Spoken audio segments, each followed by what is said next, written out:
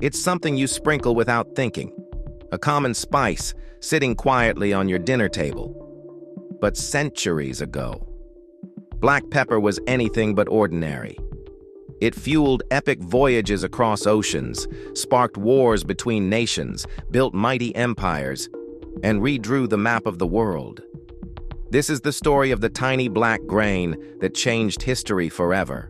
Pepper, that tiny black seed we barely notice today, has its roots deep in the lush Malabar coast of India. In the ancient world, it wasn't just a seasoning, it was a treasure. Roman elites prized pepper so highly that they paid for it by weight in gold, treating it as both luxury and status.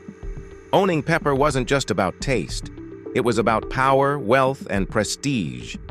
For centuries, Venice wasn't just a city of canals and beauty. It was the beating heart of Europe's spice trade empire. Arab traders transported precious black pepper across deserts and oceans, bringing it to Venetian ports, where it was guarded, weighed, and sold at a premium. Europe, obsessed with pepper's exotic flavor and almost mythical status, couldn't grow it in its cold, unfamiliar soil. Desperate and hungry for luxury, kings, merchants, and commoners alike willingly paid massive fortunes just to get their hands on it. And while Europe feasted, Venice thrived, its vaults swelling with gold, its influence reaching far beyond its stone bridges and narrow streets. In a world where pepper was power, Venice was king. For decades, European powers had been at the mercy of Venetian and Arab spice traders. Pepper was a luxury so valuable, it drained the treasuries of kings and fueled the ambitions of merchants. Determined to break free from the stranglehold of middlemen, Portugal, a small but rising maritime power, decided to chart its own destiny. They launched a bold and dangerous expedition into uncharted waters. In 1498, after months battling storms, starvation, and the unknown, the explorer Vasco da Gama finally landed on the shores of India. That single voyage changed everything. For the first time, Europe had direct access to the spice-rich markets of Asia. It wasn't just a discovery, it was the beginning of a new world order. Global trade routes were rewritten, empires were born, and all of it because of pepper.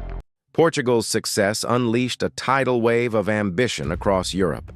Before long, new players entered the race, not just kings or nations, but corporations. The Dutch and the British, driven by hunger for wealth and power, formed the world's first true multinational companies, the Dutch East India Company and the British East India Company. These weren't just businesses, they were armies, governments, and navies rolled into one. Pepper, along with other precious spices, became the ultimate prize, fueling brutal wars, secret treaties, and a fierce competition that spanned continents. Entire islands were conquered, trade routes were seized, and indigenous populations were displaced, all in the name of controlling the flow of pepper. The spice trade wasn't just about food, it was about domination, colonization, and reshaping the very map of the world. As global trade routes expanded and new colonies were carved across continents, the once precious black pepper became a common household item, affordable, abundant, and almost taken for granted. But behind every sprinkle of pepper lies a powerful legacy. Entire borders were drawn by those who fought for its control. Fortunes were built, and bloodlines of kings, merchants, and adventurers were forever shaped by it. Pepper didn't just change recipes, it changed the course of history. Its story is written not just in kitchens, but across maps, battlefields, and the foundations of modern empires. Next time you season your food, remember, that little spice once shaped empires. Up next, sugar, the sweetest empire of them all.